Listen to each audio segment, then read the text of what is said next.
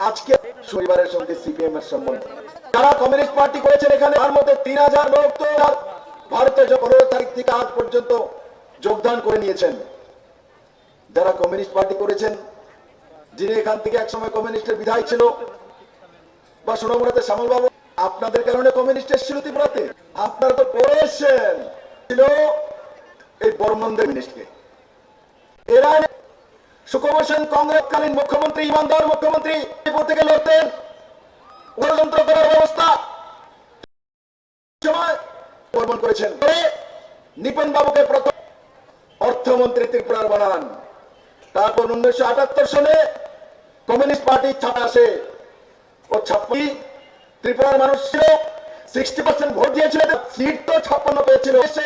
কংগ্রেসের মধ্যে ষড়যন্ত্র, এক বিধানসভার মধ্যে 2-3 জন করেছে প্রার্থী হওয়ার কারণে কম ভোটে সিপিএম জিতে প্রথমবার ক্ষমতায় চলে এসেছিল মেরে মিত্র। তাহলে সিপিএম কে আনলো কে? কে আনলো সিপিএম কে?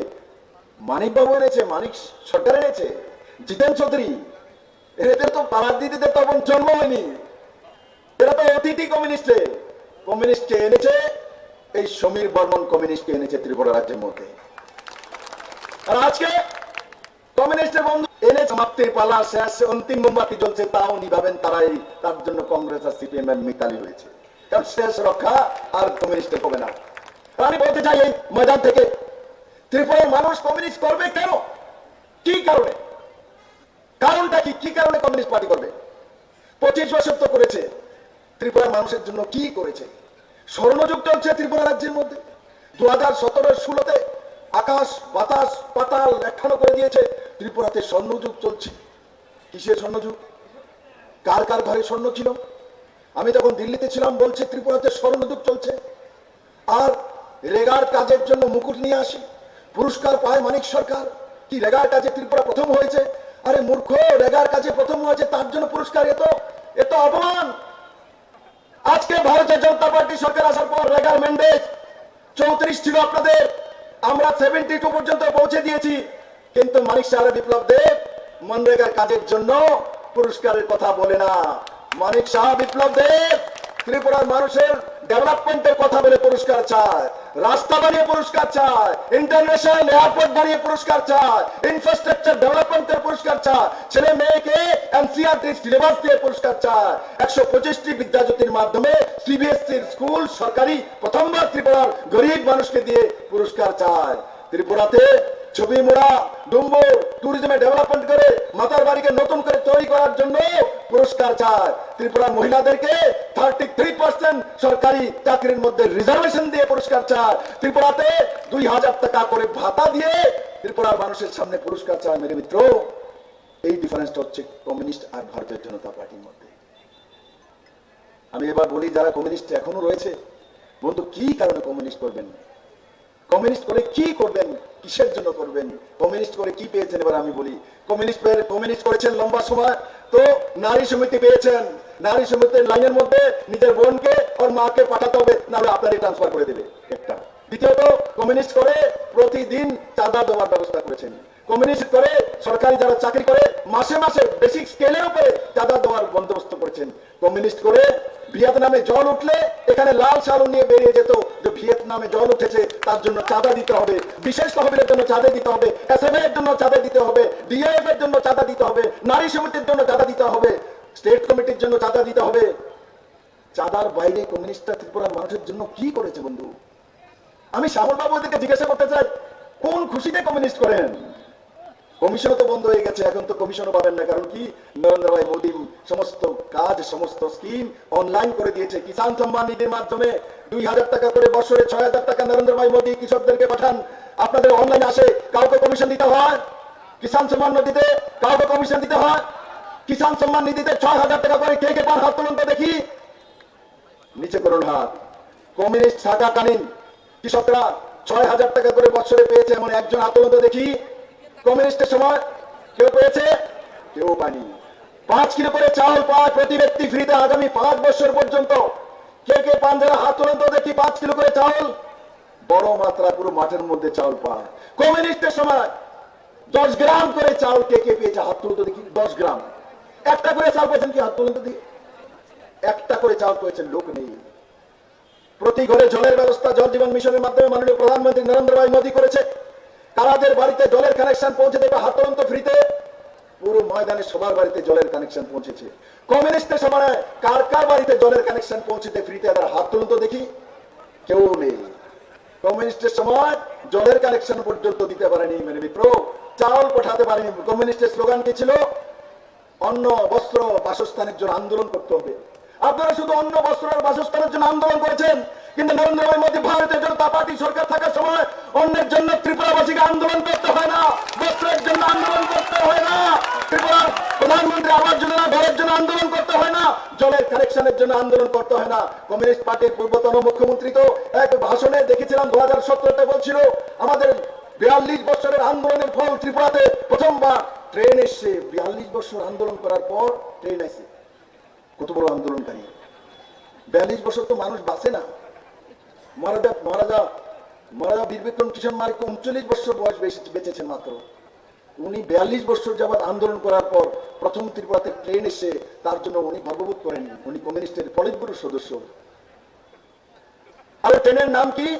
ত্রিপুরাতে প্রথম ট্রেন কোনটা এসছে? Express train, Tripura Sundari express.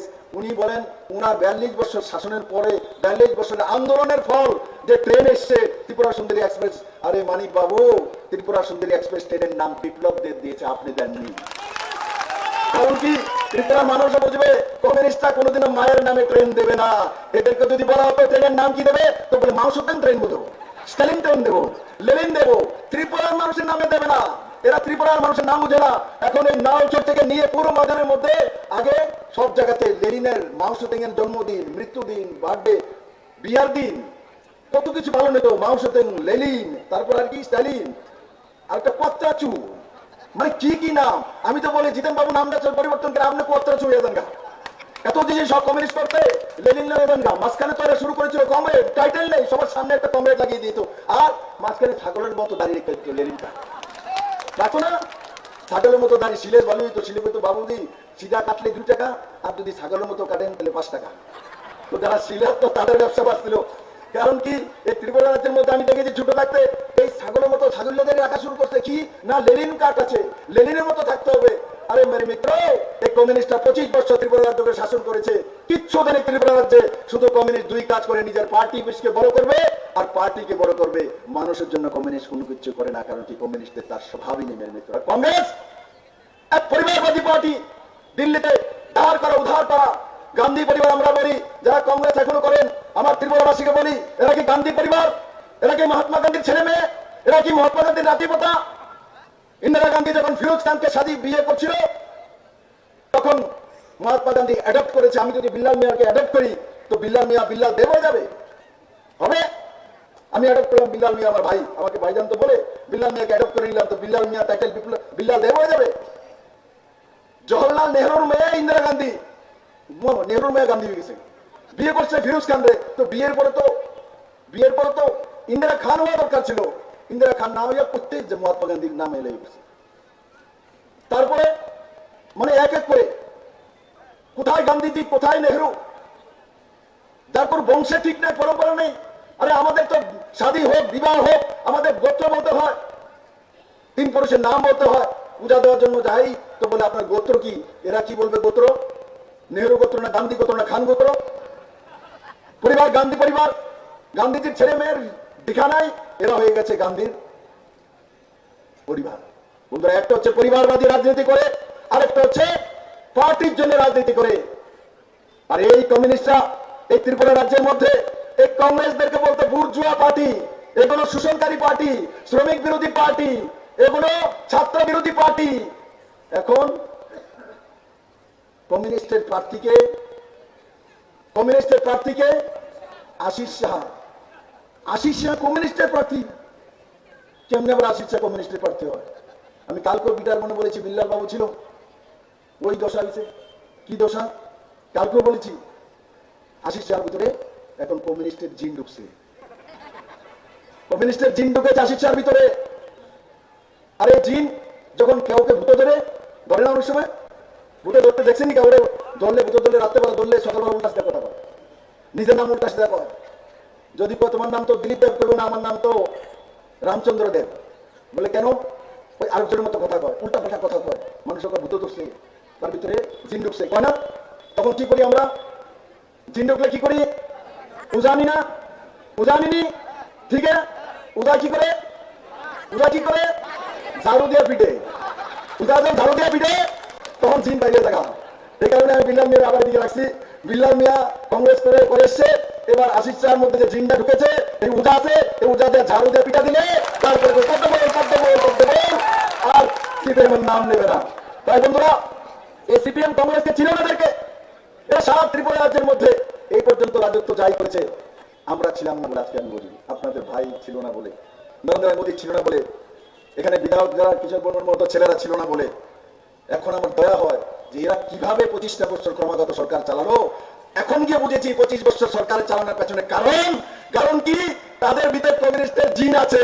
কারণ কি? এই কংগ্রেসের যে নেতা আশিস বাবু আর তার বন্ধুরা, যেটা নাম হলোই নামি, এরার কারণে, বাবার কারণে কমিউনিস্ট ত্রিপুরাতে এসেছে এবং কমিউনিস্ট বসে রাজ করছিল। বন্ধু, আজকে ত্রিপুরার মানুষ মুক্তির স্বাদ পেয়েছে। আজকে ত্রিপুরার মানুষ মুক্তির স্বাদ পেয়েছে। আজকে আমি বলি, নওচরবাসী ঘর যদি দেয়, প্রধানমন্ত্রী আবাস যোজনা ঘর কে দিচ্ছে? কে দিচ্ছে? কে কে দিচ্ছে? প্রধানমন্ত্রী আবাস যোজনা ঘর কার কাছে আছে? হাত তোলো তো দেখি। ওরে বাপ রে কিশোর বাবু, সবার কাছে প্রধানমন্ত্রী আবাস যোজনার ঘর। আমার এদিকে এক বাইক আমার গ্যাসের সিলিন্ডার হচ্ছে। আমি আপনাদেরকে বলি, এই ত্রিপুরা রাজ্যের মধ্যে বিধানসভায় 94-96% ভোট হয়, লোকসভাতে 80%, 82% ভোট হয়। কেন? কি কারণ? এক বছর আগে বিধানসভার ইলেকশন হয় 94% ভোটিং, লোকসভাতে 82% ভোটিং। কি কারণ? কেন লোকসভাতে কম ভোটিং হয়? কমিউনিস্টরা শিখিয়েছে। কমিউনিস্টরা রাজ্য সরকারের ক্ষমতায় থাকার জন্য ক্যাডারদেরকে পাঠিয়ে 96%-98% ভোটিং করায়। কারণ কি? তাদের ক্যাডারদেরকে রাজ্য সরকার দরকার ক্যাডার পালনের জন্য, কমিশন খাওয়ার জন্য। লোকসভাতে এরা ইন্টারেস্ট হয় না, রাষ্ট্র নির্মাণে কমিউনিস্ট ইন্টারেস্ট হয় না। কারণ লোকসভার ইলেকশনে রাষ্ট্র নির্মাণ হয়, রাষ্ট্র নায়ক তৈরি হয়, কমিউনিস্টরা রাষ্ট্র নায়ক তৈরি করতে চায় না। আমি ত্রিপুরাবাসীকে বলবো, বিধানসভায় যত পার্সেন্ট ভোট হয়, লোকসভাতেও তত পার্সেন্ট ভোট করতে হবে এবার ত্রিপুরাবাসীকে। বন্ধুরা, কেন করতে হবে? আমি আপনাকে বলি কেন করতে হবে বলি। প্রধানমন্ত্রী আবাস যোজনা ঘর কে দিয়েছে? প্রধানমন্ত্রী, কেন্দ্র সরকার। প্রধানমন্ত্রী শৌচালয় যোজনা, শৌচালয় কে দিয়েছে? প্রধানমন্ত্রী। প্রধানমন্ত্রী সৌভাগ্য যোজনার মাধ্যমে বিদ্যুতের কানেকশন ফ্রিতে গরিবদের কে দিয়েছে? প্রধানমন্ত্রী। উজ্জ্বলা যোজনার মাধ্যমে গ্যাসের চুলা কে দিয়েছে মহিলাদের, গরিবদেরকে? প্রধানমন্ত্রী। 5 কিলো করে চাউল ফ্রি গরিবদেরকে কে দিচ্ছে? প্রধানমন্ত্রী। করোনা টিকাকরণের ব্যবস্থা কে করেছে? প্রধানমন্ত্রী। জল জীবন মিশনের মাধ্যমে জলের ব্যবস্থা ঘরে কে করেছে? প্রধানমন্ত্রী। বাড়ির সামনে প্রধানমন্ত্রী সড়ক যোজনা রোড কে দিয়েছে? প্রধানমন্ত্রী। ন্যাশনাল হাইওয়ে 9টা ত্রিপুরাতে কে দিয়েছে? প্রধানমন্ত্রী। ইন্টারন্যাশনাল এয়ারপোর্ট আগরতলাতে কে দিয়েছে? প্রধানমন্ত্রী। ত্রিপুরাতে 7 পেজ কেস দেওয়ার ব্যবস্থার জন্য 1500 কোটি টাকা কে দিয়েছে? প্রধানমন্ত্রী। 2000 টাকা করে ভাতা দেওয়ার ব্যবস্থার টাকা 440 কোটি টাকা কে দিয়েছে? প্রধানমন্ত্রী। 3 তালাক অবলুপ্তির ব্যবস্থা কে করেছে? প্রধানমন্ত্রী। 370 দ্বারা অবলুপ্তির ব্যবস্থা কে করেছে? প্রধানমন্ত্রী। রাম মন্দির নির্মাণের ব্যবস্থা কে করেছে? প্রধানমন্ত্রী। 33% মহিলাদের জন্য রিজার্ভেশন ব্যবস্থা কে করেছে? প্রধানমন্ত্রী। যদি সবই প্রধানমন্ত্রী করে, তো কমিউনিস্ট পার্টিরা প্রধানমন্ত্রীর বিরোধ কেন করে বলুন তো দেখি? কমিউনিস্টের তো একটাই স্লোগান ছিল, কেন্দ্রের বঞ্চনা, কেন্দ্রে দেয় না, কেন্দ্রে করে না, দিচ্ছে না। এটাই তো চলে কমিউনিস্টের আন্দোলন।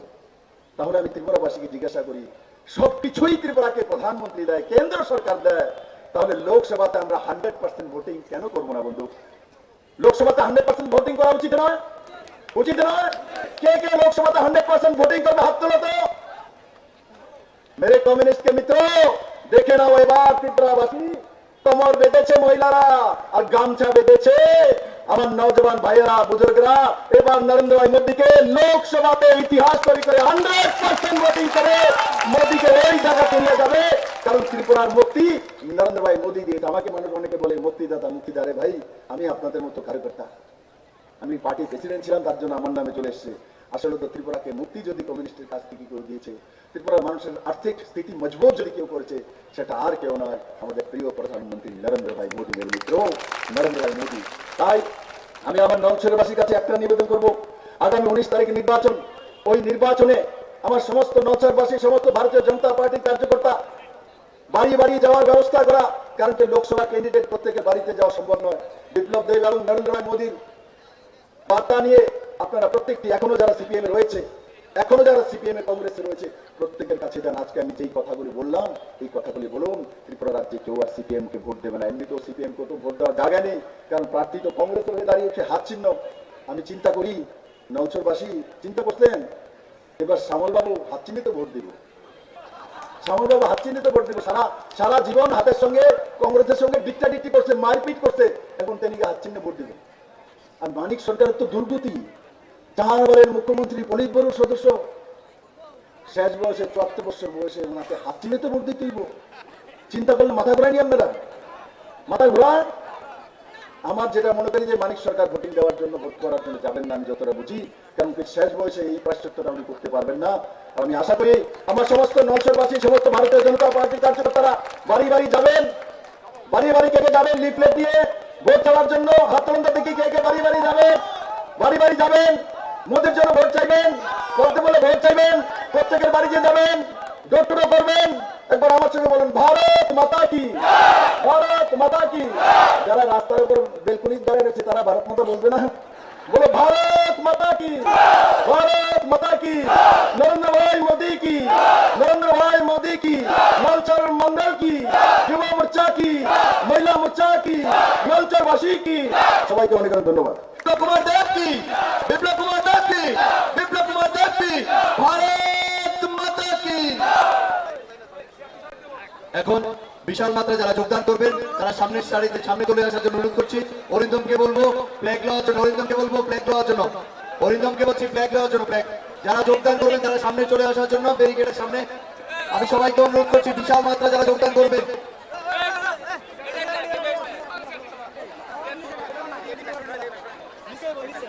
যারা যোগদান করবেন সামনে চলে আসুন, সামনে।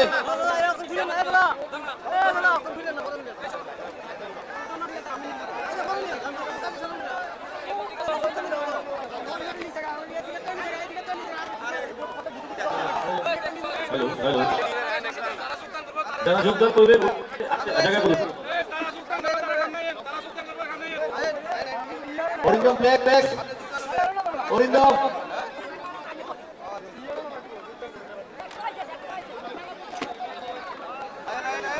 অরিন্দমকে বলছি ফ্ল্যাগ দেওয়ার জন্য তাড়াতাড়ি। ভারত মাতা কে, ভারত মাতা কে, নবরত্নদের স্বাগত, নবরত্নদের স্বাগত, নবরত্নদের স্বাগত। নরেন্দ্র মোদি, নরেন্দ্র মোদি, আপকি বার, আপকি বার, আপকি বার, ফির একবার, ফির একবার। নরেন্দ্র মোদি, বিপ্লব দেব, মানিক শাহ, भारत माता के, भारत माता के, वंदे वंदे मातरम, भाई मातरम, भारत माता की। অসংখ্য ধন্যবাদ।